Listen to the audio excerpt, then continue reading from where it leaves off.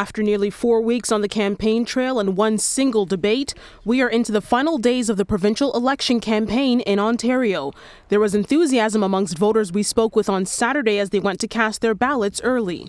It's not any more important this time around. I mean, regardless, don't forget this election has been called earlier than usual. Yeah. We would have been getting out next year. Yeah. So regardless. People should go out and vote irrespective of what's going on. This time, I guess some people might be a little bit more motivated.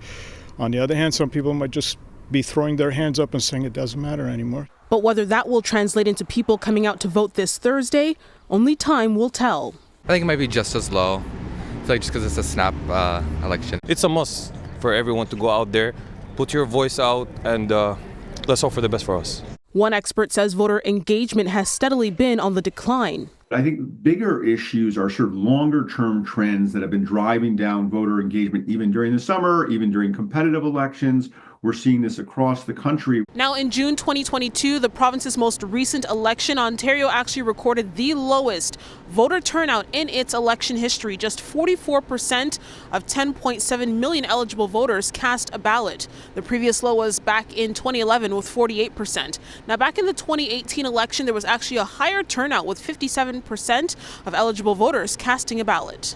Toronto Metropolitan University professor John Beebe says online rhetoric has contributed to voter disengagement.